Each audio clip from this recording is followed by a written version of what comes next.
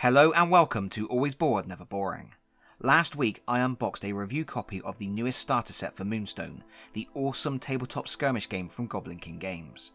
I promised then that I would be taking a closer look at the included teams in that starter set, to talk about their abilities and synergies, and the potential ways in which you could expand to full 6-character squads. And so, I present to you the awesome undead, the killer killed, the radically rotten risen Shades of Moonreach. These Shades are the newest faction for Moonstone, and like with all the others, it's possible to break the faction into several smaller allied sub-factions that make it easier to collect by theme or race if you wish to do so. For the Shades, you have the Risen, which are basically reanimated dead bodies, so zombies and skeletons, and then you have the Spirits, which tend to be a bit more unusual. Additionally, there are psychopomps, creepy little critters that the other Shade characters can summon during a battle, but which you can't build a troop with. In the Life and Death Struggle starter set, you get 4 Risen characters, and I feel we should start by looking at Negroli. You don't have leaders as such in Moonstone. When you build your troop, you don't have to select one character to be the boss, but you sort of do it anyway. There's always one you think of as leading the charge. And here it's got to be Negroli, because he's a fancy pants noble in a spectacular suit of armour. The miniature is lovely, the pose is good, I love the cape, and he has spindly limbs that make him look like he's jumped straight out of a Tim Burton animation. Considering his florid armour, we can assume his name is a nod to Filippo Negroli, a Milanese armourer famous for his intricate work, which clearly served as inspiration for this character's fancy dress sense. Negroli is a vicious combatant with the keywords Risen, Soldier and Noble. His stats are Melee 5 with a 2-inch range, Arcane 4 and Evade 0. He has 8 health and generates 3 energy per turn as standard, so he's a pretty deadly well-rounded character before you even consider his special abilities. Unsurprisingly, his ancient armour can help to keep him in a fight, reducing all damage by 1. And his longsword deals an additional damage when making slicing or piercing attacks. But what really makes Negroli a fearsome opponent is his wickedness and cruelty. He has the ability, a bone to pick with you, which immediately makes me think of Army of Darkness, and in fact Negroli does have a certain evil ashness about him. This ability grants all friendly Risen and Soldier characters within 6 inches +1 arcane stat and +1 melee stat when targeting enemies that are at less than full health. Absolute bully. This is an excellent ability for several reasons. Firstly, Negroli does lead by example and benefits from this ability himself as he meets all of the criteria. He is a Risen Soldier, and friendly simply means all of the characters in your own troop. So once the enemy starts to bleed, he really ups his game. Secondly, all of the other Shades in the starter set have the Risen keyword, which makes this a really punchy troop that your opponent should rightfully fear. Finally, this is a passive ability. It doesn't require the use of any energy, it's just a natural buff and something you can build your entire force around. Be careful though, if you bunch up too many characters, you are asking for someone to drop an area of effect attack on Negroli's head. Cementing his role as a leader is the ability Summon Reinforcements. It costs 2 energy, and if you play a green or red card with a value of 1, you can bring a Psychopomp soldier into play. On a catastrophe, Negroli suffers 3 wounds, or you can choose to slay a Psychopomp within 6 inches instead. Naturally, such a flamboyant warrior has a signature move, and it's Fracture, which upgrades a falling swing. It can deal up to 3 damage, and if the target suffers at least 1 wound, you can choose another character within 4 inches to suffer 1 wound. You can even pick a friendly character if you want to, which may sound odd, but sometimes you need to give your troops a little slap to motivate them. And this is an undead faction. Sometimes being dead is a good thing. We will see an example of that in a moment. Before we move on to our next teammate, we should have a quick look at Brave Sir Pidge. The starter set includes rules and tokens for 2 Psychopomps, and only Sir Pidge has the keyword Soldier, making him the only eligible summons for Negroli's Summon Reinforcements ability. You can buy a box of Psychopomp miniatures, which lets you upgrade your cardboard tokens and gives you access to another Soldier Psychopomp, but with just the starter set, you are stuck with Sir Pidge. He has the keywords Psychopomp, Soldier and Animal, and his stats are Melee 2 with a range of 1 inch, Arcane 0 and Evade -1. he has only a single hit point. All Psychopomps share similar traits. They all have the ability Thrall. This states that they can only enter play by being summoned, they do not activate, and they never gain energy. However, when the character that summoned them is activated, the Psychopomp can use that character's energy as if it was their own. They can also use their summoner's energy to use out of turn reaction steps and to go for it during combat. Additionally, they have the Summoner's Delight ability, which means if their summoner is killed, they are also immediately slain. On top of all that, Pidge has the Weakling ability, which means he does -1 melee damage and his harvest actions cost 1 extra energy. All that being the case, Pidge doesn't sound particularly useful, but like all Psychopomps, he is expendable and can be integrated into a range of useful strategies. He is also surprisingly resilient. He has plate armor that reduces all non-magical damage by 2, and he has a Noble Challenge ability that costs 1 energy and allows him to engage an enemy within 1 inch in combat, with a +3 boost to his melee stat. If he uses this ability on a noble character, he can't take damage in that combat. Bear in mind he is also a soldier and therefore benefits from Negroli's ability A Bone to Pick with You, and he can really take a wounded opponent by surprise with a melee 6 attack. Pidge becomes even more useful when we consider our second troop member, Greymair. This unusual chap has made an ass of himself, and Shakespeare would surely approve. Who else wants to see how he would fare against Diana, the Queen of the Dominion's fairy faction? Would it be love at first fright? His backstory is that his head was crushed by falling masonry, so he has had to stitch on a replacement. And what we are left with is one of my favourite Moonstone miniatures ever, which is high praise considering the competition. I have to say, the sculptor here really knows their stuff. The way the sword being drawn creates a line of motion through the miniature, with a symmetry between the billowing form of the banner and the bent sword arm. Your eyes just glide around the whole thing, before pulling focus to that ridiculous donkey grimace and the little buddy on Greymair's shoulder. As far as the name Greymair goes, I don't know if it's a play on nightmare, which of course is a word derived from mare, an evil spirit. Or it may even be a joke relating to the word mare as it relates to horses. But mare, with the spelling M-A-I-R, which I may be pronouncing incorrectly anyway, is also an Irish word meaning to persist or survive. Maybe I'm thinking too much about it. He is a risen cleric soldier and his stats are melee 3 with a 2-inch range, arcane 3 and evade 0. He has 8 health and generates 3 energy per turn as standard. He is the team's healer, but as this is an undead faction, he goes about his job in a slightly unusual way. His first ability is Drain Life, which costs 2 energy and has a range of 4 inches. He targets a friendly character and instantly slays them. As long as that character wasn't a Psychopomp, Greymair can then use his Reanimate ability with a +2 arcane stat and without expending any energy. The Reanimate ability normally costs 3 energy, and if you play a card with a value of 2, you can place a friendly slain model in base contact with Greymair on half health and with no energy. That character can activate this turn. This is a really useful ability. Being able to bring back your fallen warriors is always good, but combined with Drain Life, it creates opportunities for really fun strategies.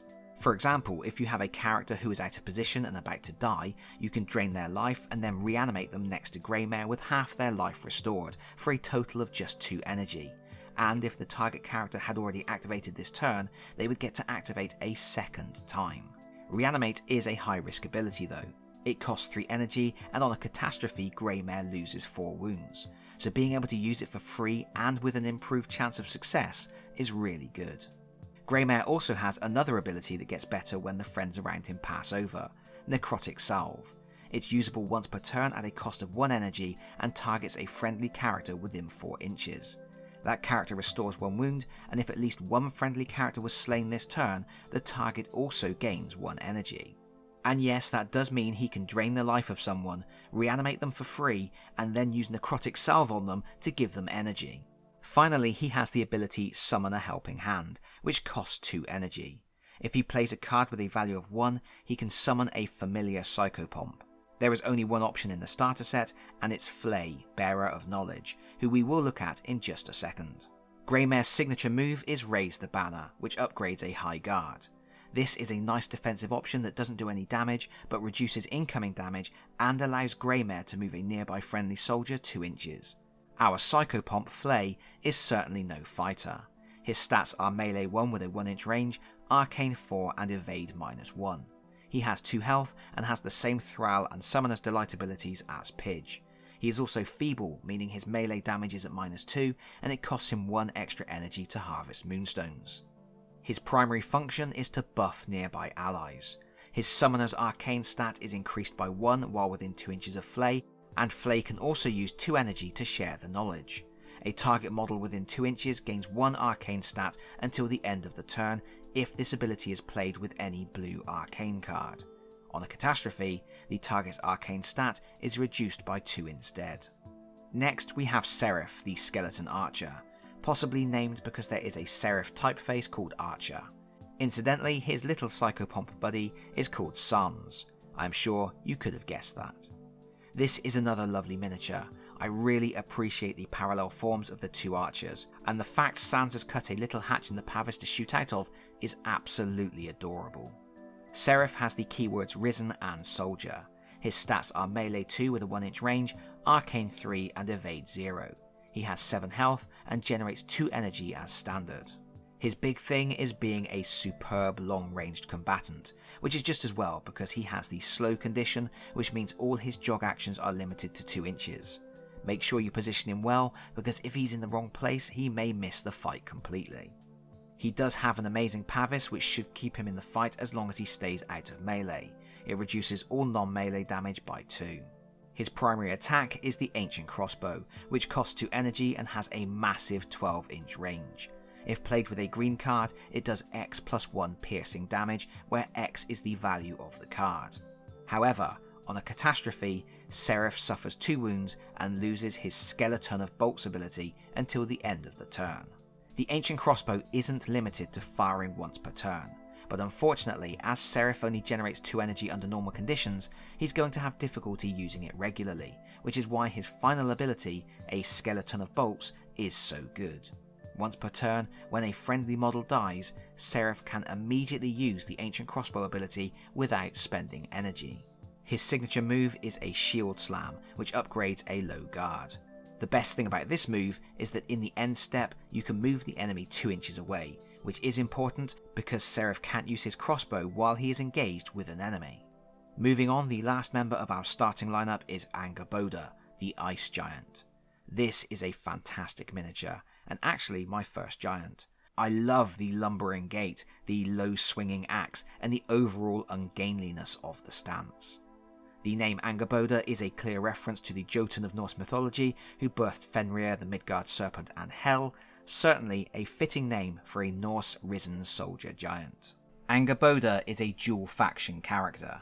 She will come out to play as part of a Shades team or a Commonwealth team. Her stats are melee 3 with a 2 inch range, arcane 4 and evade plus 2.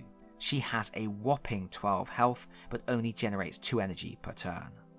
Her first ability is Frostbite, yet again an ability that gets better when her mates start dying. Or re-dying, I suppose. If she deals impact damage, the damage inflicted increases by 2, and if a friendly model died this turn, her melee damage also cannot be reduced by passive abilities. That means she can bypass pretty much any armor. Speaking of armor, Angerboda has Ice Shard armor that will reduce damage from piercing and slicing attacks by 1. She also has ice in her veins. Once per turn, for the cost of 1 energy, she can flip an arcane card. If it's a blue card, she recovers X plus 1 wounds, where X is the value of the card. She has a decent ranged ability called Eternal Chill too. It costs 2 energy and targets a character within 6 inches. If she plays a blue card, it does magical damage equal to the value of that card, and the target is slowed until the end of the turn.